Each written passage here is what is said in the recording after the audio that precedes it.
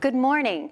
Welcome to The Edge. My name is Brandy, and we're so glad that you've chosen to join us this morning as we continue our series in The Blueprint.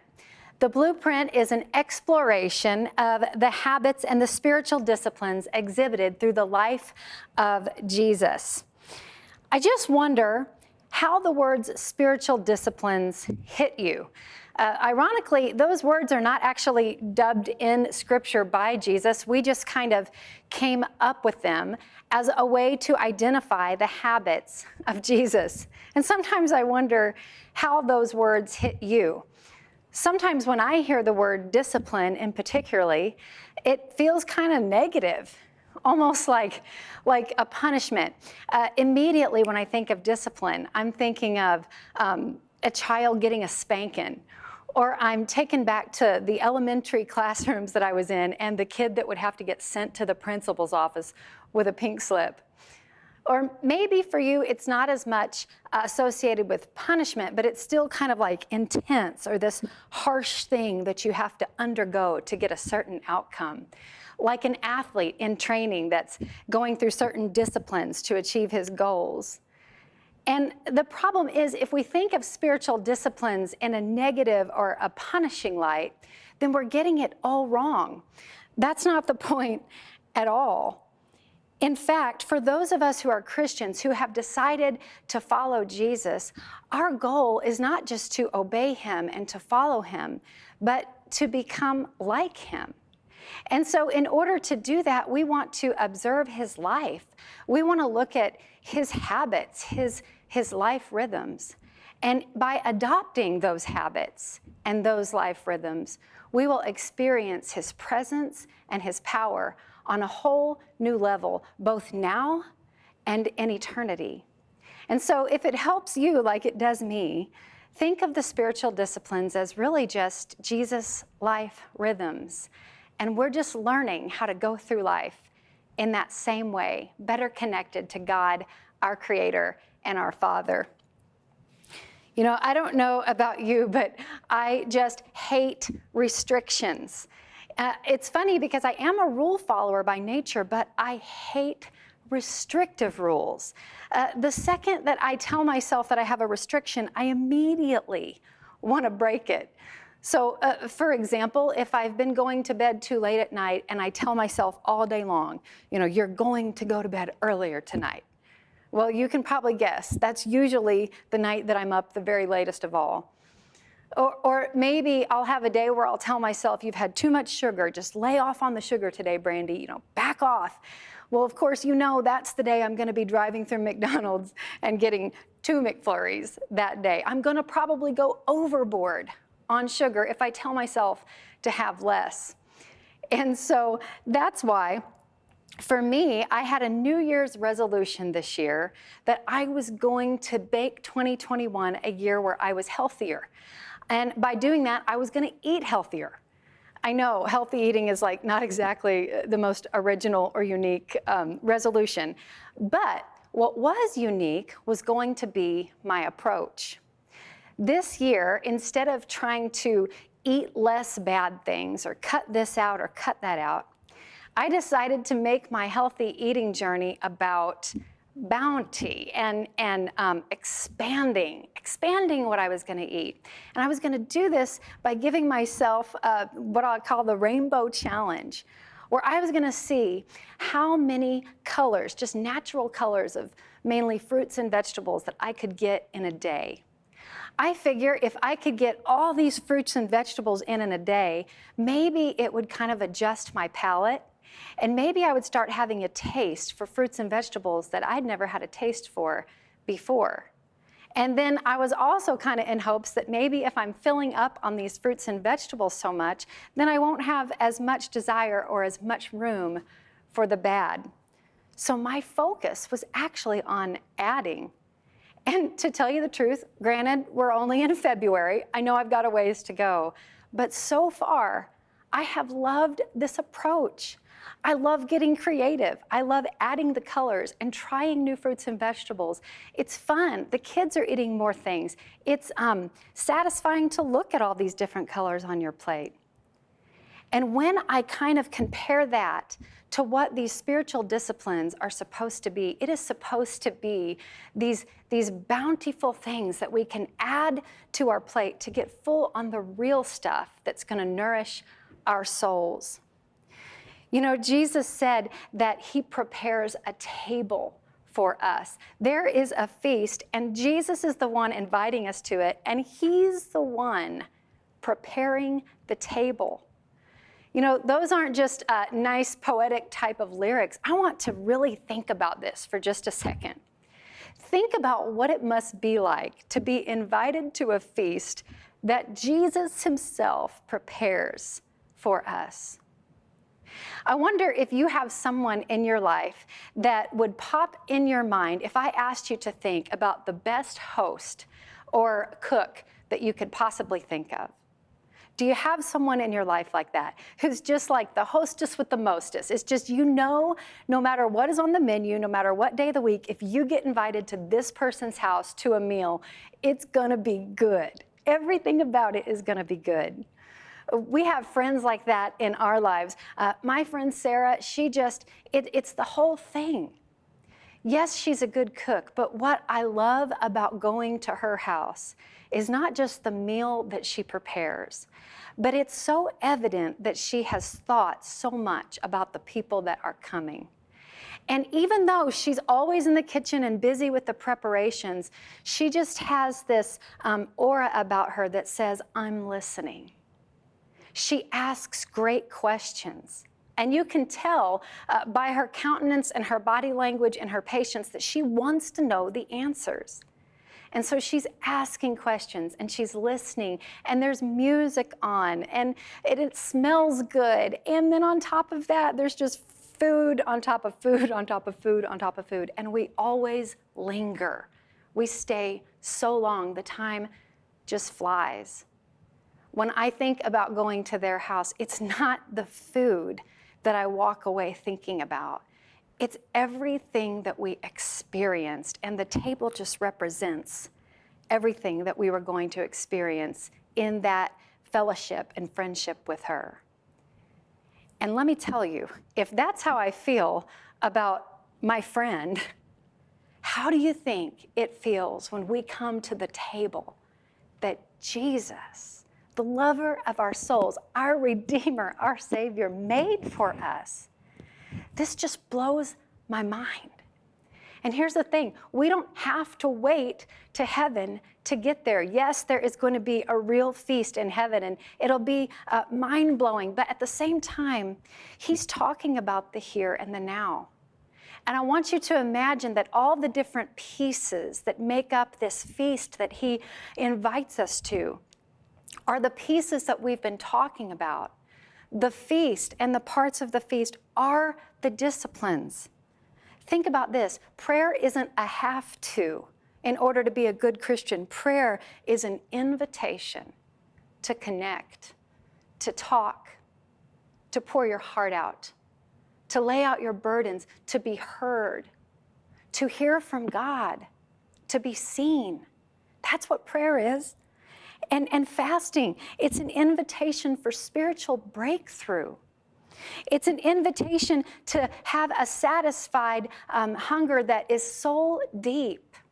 It's an invitation to become more aware of the things that are holding us back from God or experiencing Him in a brand new way. And studying the Word, it's an invitation of understanding. It's an invitation to have wisdom where we otherwise wouldn't. And probably best of all, it is an invitation to have your path lit by God Himself. His words are a light into our path. And solitude, it's the invitation that Jesus even spoke to His disciples when He literally beckoned them and said, come away with me. And let's go get some rest. Let's get quiet for a while and get rest for our souls. And the same way He beckoned them to come away and get solitude with Him, He still beckons us to do the same thing. Who doesn't need rest for their souls? And now we move on to talk about the topic of simplicity. simplicity. Now that might seem contradictory because I just named all of these different pieces. But it's not difficult and it's not contradictory when you understand that simplicity really just means singular.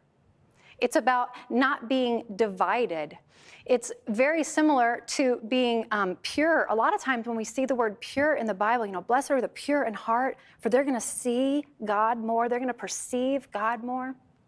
That word pure is just like the word simple. It means being devoted to one thing. It means unity between what we think, what we say, how we act. In other words, who we are on Monday and who we are on Saturday, who we are at work and who we are at home. It's all the same. We match. I think deep down we all long for our insides and our outsides to match. We long for the simple life, don't we? It may not be our natural speed, but simplicity is something that I think we all really desire. And I think that's one of the reasons why the whole minimalist movement is so popular. You can't go on social media without scrolling just for a little bit to find somebody's immaculate, almost empty room. But it's not empty. What it is it's mainly empty so that it can highlight the one or two pieces that they really want you to capture, instead of getting all muddled up by all the other things that are distracting from the thing they want you to see. In fact, for Christmas, I got a minimalist book. It's called The Cozy Minimalist, and it's right there on my coffee table. And so when I was working on this message, I actually opened it up because there is a definition for minimalist right there in the book. And here's what the definition for minimalist is. Intentionally promoting the things we value most and removing everything else that distracts from it.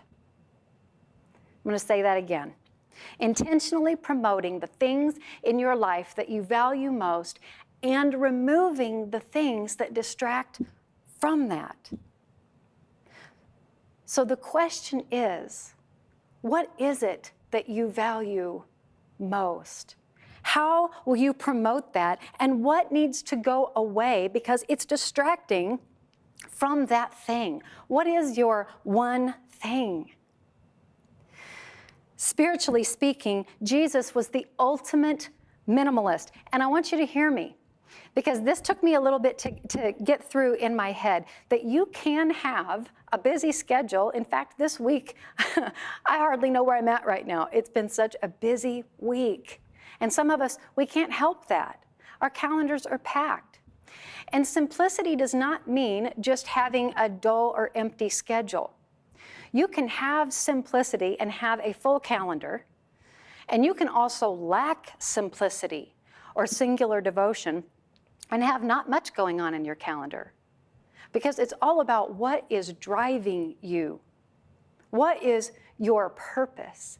And if that purpose shares the same focus, it can inform all of the things that you do or you don't do. And Jesus really got that. We see an ebb and flow in his life of what seems like a very power-packed, busy, very tiring type of time frame. And then we also see times where he seemed very lonely and it seemed like there wasn't a ton going on. It ebbed and flowed. But his focus, his devotion, the simplicity never changed. In fact, the Pharisees were really good about making sure that people were burdened by all of these hundreds of laws that needed to be kept. And they were really proud of themselves for keeping them, but then of course they were self-righteous and prideful in doing so. But Jesus set the record straight when he told them, hey, it's very simple. All of the laws and the prophets hang on these two things: love God and love people.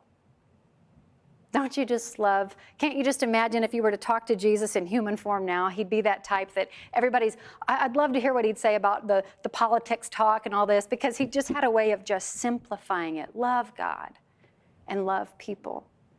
He didn't get off focus.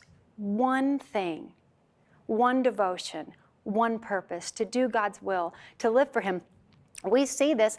There was a time, his very first words recorded by him, he was 12 years old, And his parents had just lost him in a big event that was happening in town, and they'd started to leave town, and in the flurry of it all, they didn't know where he was, and it took them like a few days to find him. And then when they go back, they actually end up finding him in the temple, or what we would call church. And when his mother found him and was freaking out, like, "Where have you been? We've been panicked." And his very first recorded words were, "Didn't you know that I would be here?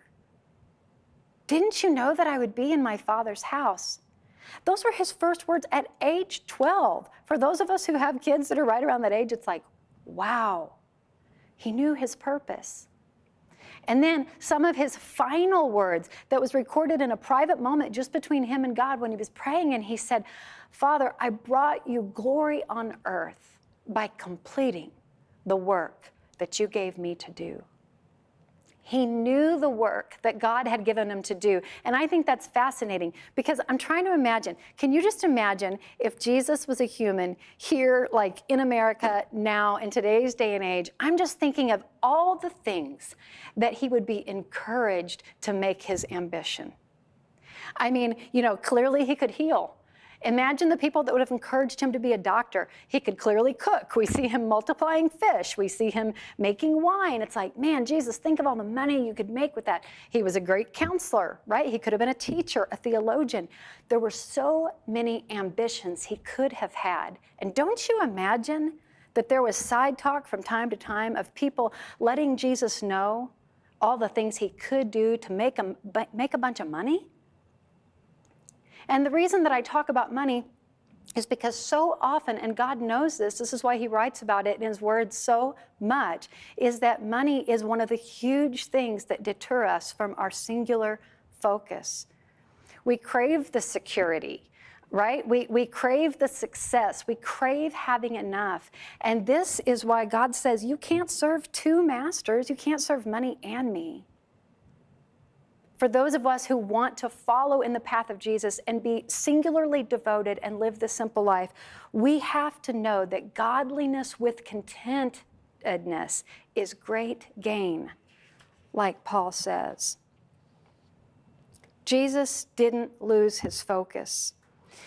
And I think it's so interesting because Paul was concerned at one point in time with the Corinthians. In 2 Corinthians 11:3, he says, "I'm afraid that you, just as the devil deceived Eve by his craftiness, that your minds will also be led astray from the simplicity and the purity of dedication to Christ." I don't think it's just the Corinthians that need to worry about that. He was referring to Eve, the very first deception in the Bible, that someone was deceived and distracted and taken away from the simplicity and the purity of why they were here. And you know what? That same craftiness and that same deception works its way into our life every single day. Let's face it, most of us are scattered. Most of us are divided about who or what we're living for.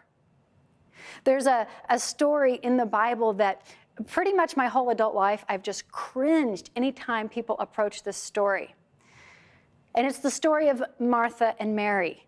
And some of you ladies right now already know where I'm going with this, but I've always cringed because it always felt like, geez, well, I know which character I am in the story. Because here she is, Mary's sitting here listening to Jesus and being patient and enjoying the moment, but here's Martha doing all the preparations and all the chores. And in my mind, I always heard this story as if Martha was bad for being busy, as if Martha was bad for trying to be an excellent host. And I always, in my mind, imagined that Jesus was like reprimanding her for being kind of a task-oriented, multitasking, busy person.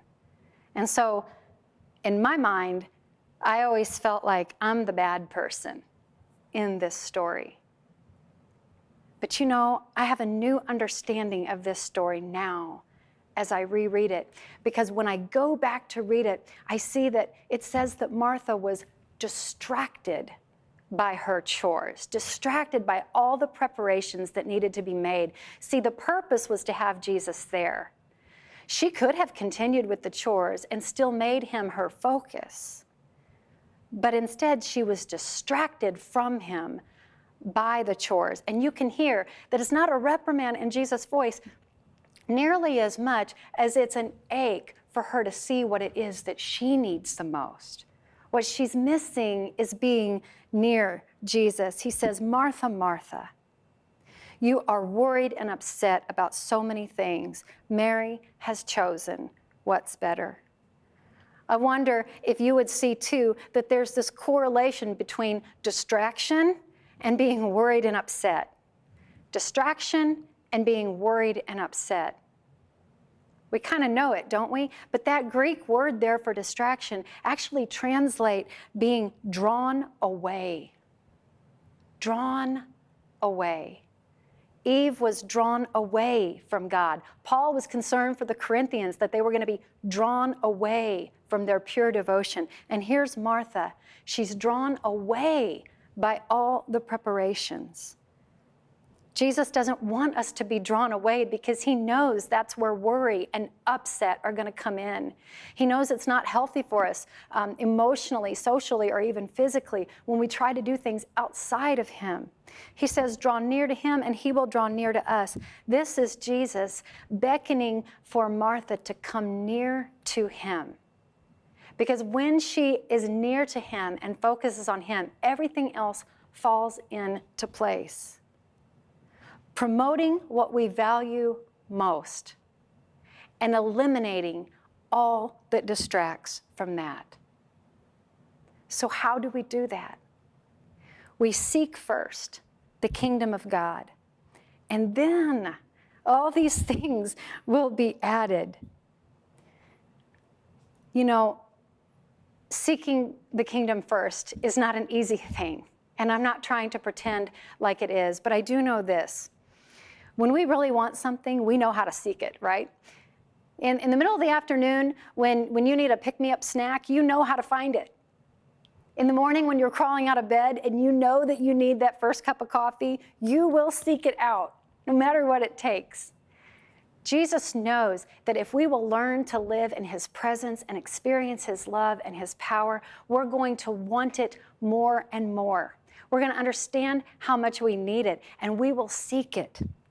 And like David, who prayed in Psalm 27:4, one thing I ask from the Lord, and this only do I seek. See, he asks and he seeks. He asks and he pursues, that I may dwell in the house of the Lord all the days of my life, to gaze upon the beauty of the Lord and to seek him in his temple. You know, we should never think that what David is saying is that he just wants to just lay around and, stare at God. This was a man that still had a lot of life to live, and you can bet he had a very, very busy schedule. It wasn't that he was trying to shirk his tasks and get out of his day-to-day stuff, but he wanted the simple life. That whether he was a king and on top of the mountain, or whether he was in a valley and hiding because his betrayers were in pursuit of his life, whether he had everything or whether he had nothing, he wanted to know that God was near, that God had him, that God had a purpose for him, and he was fulfilling it.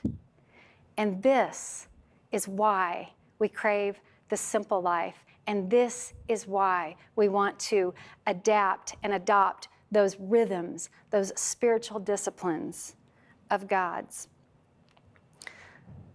The past weekend or so, maybe it was 2 weekends ago now, we had the elders retreat where we annually go away and do some planning and some praying, the elders and their wives. And we had a wonderful time, as usual, but one of the things that we go around and do about midway through is we just talk about how was your year. And you can imagine the discussions whenever it was like, how was your 2020? So of course we had a lot of things to process. We talked about the good and the bad, but one thing I noticed was consistent with every single person that went around the room. And that was that there was something of a reordering, something of a reprioritizing, when all these extracurriculars and extra meetings and extra practices and extra stuff was taken off of that calendar for now almost up to a year it's been this way. That there was more time with family, that there was more time to slow down, that there's more time to consider what is it that really matters to me. And so in conclusion of today's message, I would ask you to kind of think through the same thing and evaluate, when this pandemic lifts and life sort of resumes as it was, how will your life resume to more accurately reflect the simple life, the pure devotion that you have to God? Perhaps you could take a look at your calendar, maybe your budget, what your sources of entertainment are, who's influencing you, who are you befriending, what does your diet and lifestyle look like, what are your habits? What of these things can you promote, and what of these things do you need to take away so that it more accurately aligns with the simple, pure devotion of living side by side with your Savior? As you go into your time of discussion, I want to give you a few things to consider. There will be a practical guide that will be sent out through email that'll give you some books and some resources and some ideas of how to kind of put this simple life in practice. But for now, these are the questions that I want you to consider. The first is, what is your biggest takeaway from today? What hit you? Whatever hit you is what God wanted to hit you, so explore that, lean into it, think about it, discuss it. And the second is, what can you promote? In other words, what are you doing that you can do more of? Because in that thing, you're seeing God, you're seeing Him move, you're experiencing Him. How can you promote that more? And then the third is, what might need to go? What distractions need to go that are drawing you away from God? Well, I know today is Valentine's Day, so let me just say happy Valentine's Day to each and every one of you. You are so loved.